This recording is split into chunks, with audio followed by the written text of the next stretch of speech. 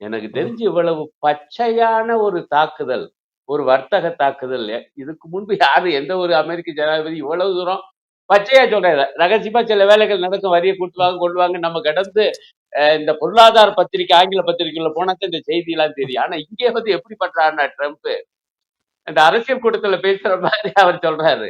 அவர் பாட்டுக்கு அறிவிக்கிறாரு. ஐயா, இவ்வளவு இத்தனை சதவீதம் போடுவேன், என் பேச்ச கேட்காத ஆளுக்கு. இப்ப இந்த இதுக்கு வர்றதுக்கு முன்னாடி ரஷ்யா பத்தி என்ன அறிவிச்சாரு? ரஷ்யா கிட்டோடு ஏதேனும் இந்த எரிவாயு உட்பட கச்சா எண்ணெயை வாங்குற நாடுகளுக்கெல்லாம் 500% வரி போடுவேன். அது இந்தியாவை தான் நேரடியா பாதிக்கும், சீனாவையும் பாதிக்கும். அவங்க பாருங்க தெளிவா இருக்காப்ல. இப்ப இவங்க எல்லாம் பிரிக்ஸ் நாடுல இருக்காங்க அப்படின்ன உடனே பிரிக்ஸுக்கு மேல மேற்கொண்டு 10% போடுவேன். அவர் பாட்டுக்கு ம். அறிவிச்சிட்டு இருக்காரு. இப்ப சீனா வந்து ஏத்து நிக்குது.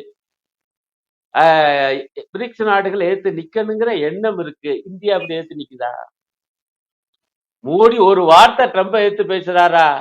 திரும்ப திரும்ப சொல்றாரு, இந்திய பாகிஸ்தான் யுத்தத்தை நிப்பாட்டின நான் தான் ஐயா. ஆனா பாருங்க, எனக்கு அந்த பேரு கிடைக்க மாட்டேங்குது. சின்ன பிள்ளை இல்ல மாதிரி பிரிக்ஸ்ல புலம்புறாப்ல. இருக்கிறதே எனக்கான எதிர்ப்பு தான் அப்படின்னு ட்ரம்ப் நினைக்கிறாருல. அப்ப மோடி பிரிக்ஸ்ல இருக்காருல்ல, இந்தியா இருக்குல்ல பிரிக்ஸ்ல. இல்ல, அதுக்கு தான் வர்றேன். அதுல ஒரு சூட்சம் இருக்கு. நேரடியாக ட்ரம்பை, அமெரிக்காவை எதிர்க்க இந்திய அரசு, இந்த மோடி அரசு தயாரா இல்லை என்பது ஒரு உண்மைதானே. அதுக்கு தான் நான் இந்த உதாரணம் சொல்றேன். திரும்ப திரும்ப ஒரு ஒரு ஊடகங்களில் இப்ப எத்தனை நீங்க தான் போட்டீங்க, 18 தடவை சொல்லிச்சாரியா இந்தியா பாகிஸ்தான் யுத்தத்தை நிப்பாட்டினது தான் தான் அப்படின்னு ட்ரம்ப். ஆனாலும் மோடி அதை மறுக்க மாட்டேங்கிறாரு. ஆனா உள்நாட்டுல என்ன பேச, இல்ல இல்ல அவங்க ஒண்ணும் தலையிலன்னு இவங்களா பேசிக்கிறாங்க.